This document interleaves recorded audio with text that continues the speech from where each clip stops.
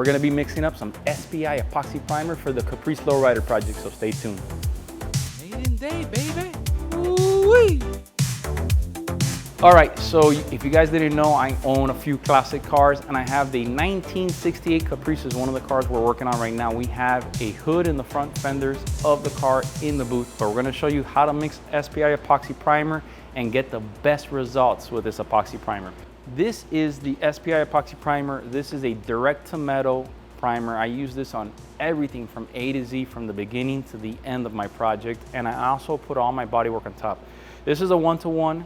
Very important, when you mix these items together, they need to sit for at least 60 minutes, for a whole hour, mixed together in the mixing cup. You have a 120-hour pot life. So the biggest thing is to mix them together and then start working on your project.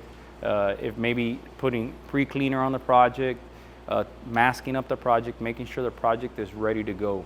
So we're gonna end up mixing this up right now. So this, I already put this on the paint shaker, but a really crucial part is that you want to, after you put it on a paint shaker,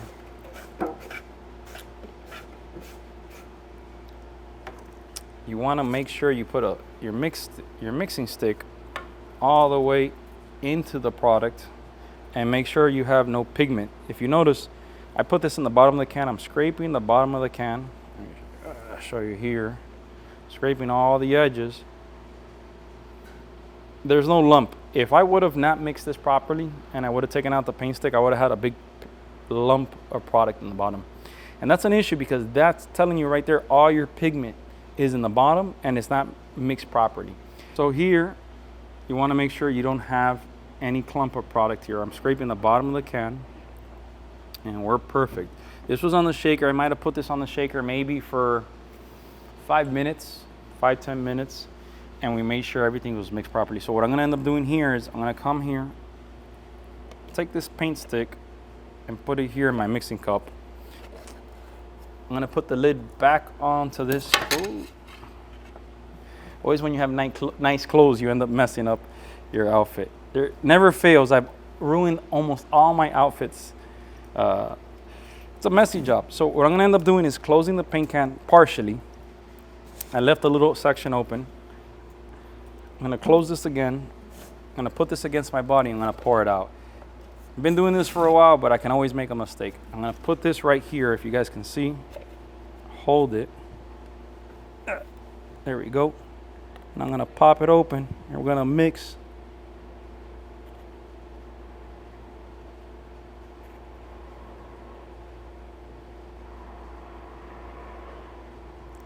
So I don't wanna rush this, but I wanna make sure I get this all the way to the number 6 on the mixing cup. All right, good. Got it there. So we got it to the number 6 with primer. And now I'm gonna come with the activator. Let's get this out of the way here. So I don't know if you guys can see that. I got the number 6 there. I'm gonna come with the activator.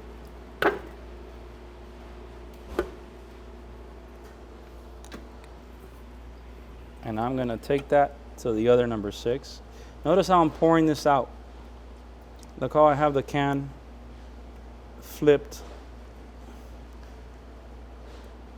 All right. Pouring paint, when you're working with this style can, an F-style gallon can, pouring it out this way really helps the can to actually burp the air, so you don't get that burping of the chemicals popping out. It gets a nice even flow. So now this is mixed 1-to-1. Now I'm gonna stir this together. I'm gonna let this sit, like I said earlier, 60 minutes. Now this epoxy can be mixed different ways. If you mix this a 1-to-1, it gives you the most corrosion protection that you have. Now if you want to mix this as a sealer, you can mix it 1-to-1, then add reducer anywhere from 25 to 50% by volume. So right now we're gonna let this mix this together for a little bit, and we're gonna forget about it, and we're gonna just sit for a little bit and just let that set. And then now I'm gonna actually walk to the car and we're gonna start going over a couple of things on the project and what we're gonna spray. Now, a couple little things I'm gonna tell you to avoid any headaches. Do not try to spray this before the 60 minutes because you're gonna start running into a bunch of issues. You might start saying, oh man, I'm getting solvent pop or I'm getting fisheye. No, you're not getting solvent pop, you're not getting fisheye. It's actually the product separating from itself because you didn't let it sit for the 60 minutes.